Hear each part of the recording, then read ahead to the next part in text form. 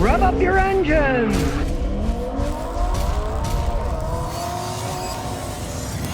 Here's some more Tesla nonsense. U.S. prosecutors are looking into the Tesla autopilot probe, and they're focusing on security and wire fraud. If you are telling people false stuff and you're using media, that's what comes out of it. U.S. prosecutors are examining whether Tesla committed security or wire fraud by misleading investors and consumers about its electric vehicle self-driving capability. It all comes down to old Elon saying, oh, yeah, they can drive themselves, making all these false claims. The very name Tesla full self-driving is absurd. They are not full self-driving. How they could even call it that right off the bat, that's fraud, because it isn't. It'd be like saying, okay, we got a flying car, but it doesn't really fly. We got a self-driving car, but it really can't drive itself. And by law, it can't, right? Level 4 is the one that would be full self-driving. It's like a level 2. And of course, it goes for fraud to the investors. The investors put a bunch of money in because they thought, oh, it's going to be the coming thing. We'll make a fortune. Right? And then kind of bites them in their rear end. Well, too bad, right? And the consumers who bought it thinking, oh, it's going to drive itself, and find out, no, it can't drive itself. So here we go. Now they're going into court over that. Who knows what'll come out of that? But you can't say things that don't exist. And then his forward stuff.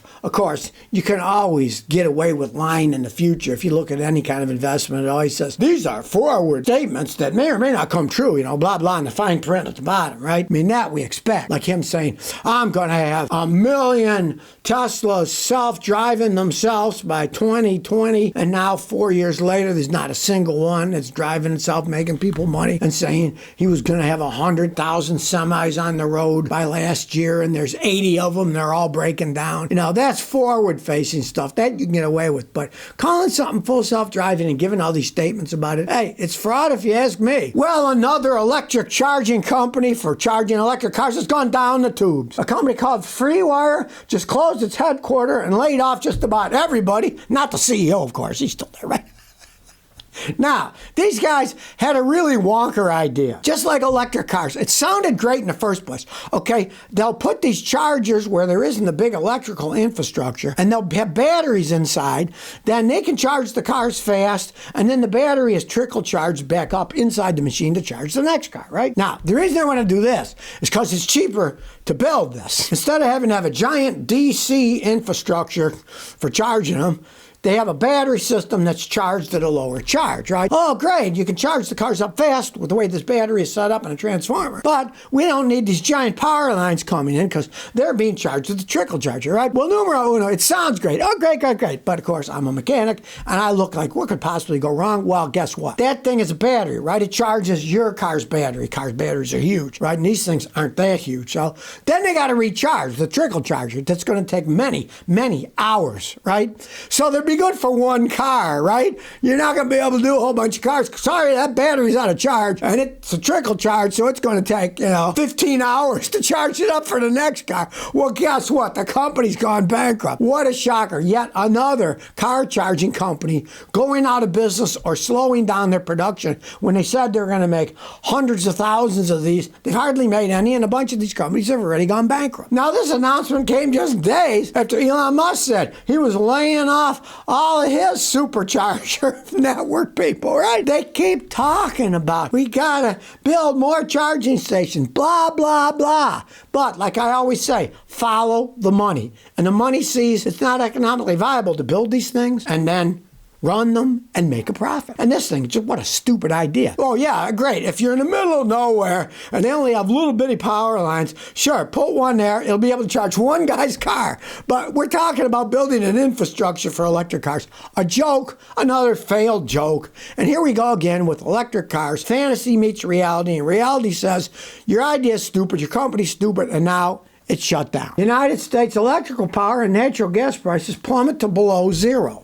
Now, you think, how the heck can that happen? Well, it's a bunch of economic horse manure. This is U.S. spot prices on electric power and natural gas, the people that are buying it right now. And it turns out that it's just a fluke. Now, at the spot selling website, they showed that the next day gas prices plummeted to a 3-week low of negative $2.72 per million British thermal units. What happens is they have excess power and excess gas production. People aren't using as much energy as they thought. And a lot of the solar stuff, when it's sunny, produces power and it's negative because they got to get rid of it. They got so much of it, they don't know what to do with. In the case of gas, natural gas, sometimes they have to flare it off. They're just wasting it and burning it, right? Because they produced it and it's got to go somewhere. And if they don't have any place left to store it, then they got to pay people to take it away and store it or use it, right? And with the solar power, a lot of it's the same thing. It either goes to waste or they have to pay people to use it because they don't have batteries stored. You know, they all this talk about, we're going to build storage systems for solar and wind power so when the wind's not blowing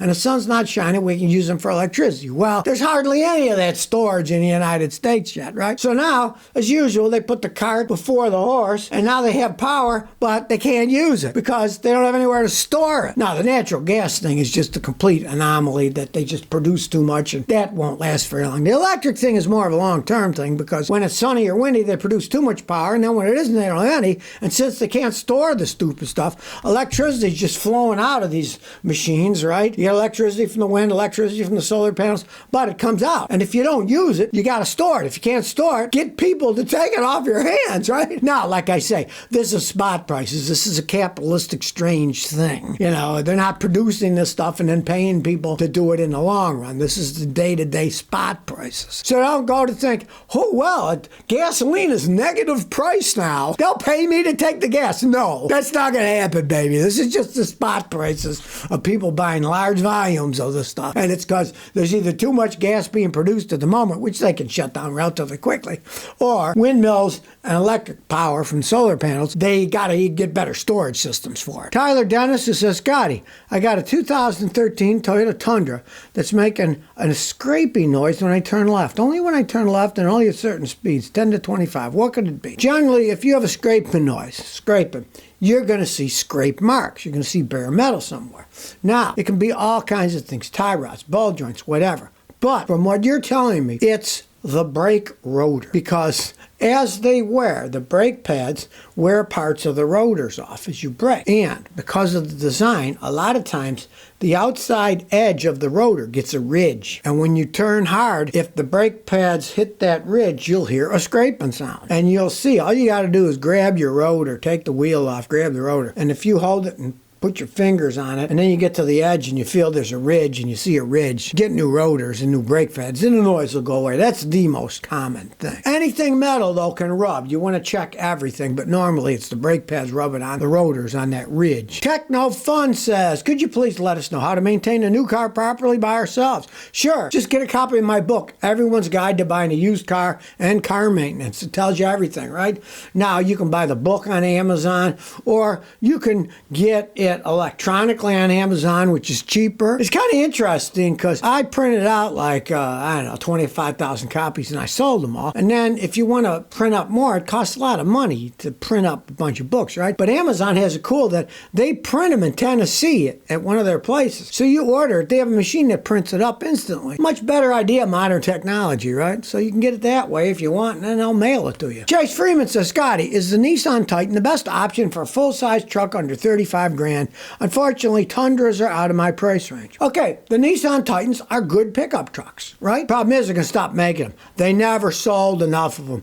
They didn't keep up with all the horse manure of, we want talking tailgates, we want trucks that shine your shoes and all this crap, right? They just made a decent big V8 pickup truck. And it's a gas hog because it's a big V8, and they're not going to be making them anymore. But they're good trucks. You buy one, all the customers I ever had that bought a Nissan Titan, they were happy with it, other than the bad gas mileage, but all big V8 trucks get bad gas mileage. Sports God 05 says, Scotty, what do you think of the Ford F-150 Lightning? I mow lawns and do landscaping. Do you think one would work well for me? Probably not. One, they're overpriced, right? Prices may be coming down. They're still overpriced as far as I'm concerned, right? And everybody I've met that had one said that they're either leasing, they're going to get rid of it, or that they'll probably go maybe 3 years and then get rid of it and never buy another electric truck because they had to mold their lifestyle into the electric truck. They're not there yet, right? Infrastructure not there.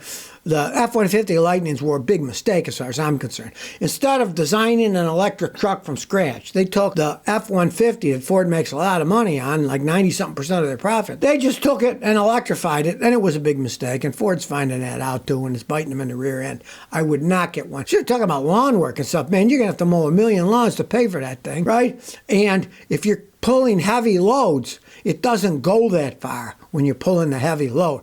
Don't believe the BS about how much range they have. You pull a trailer, that range will go down anywhere from 50 to 60, 70% pulling heavy weights. So no, I'd say no. Get a regular F-150. Sammy T says, I wonder if the cat's going to be taking questions. Well, if you saw the little picture that I have, the cat was sitting on a computer when I took the picture for this live podcast. The cat's there. She doesn't answer car questions, and she can only speak in catty social.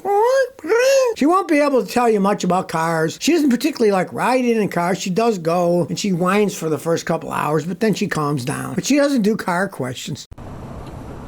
So if you never want to miss another one of my new car repair videos, remember to ring that bell.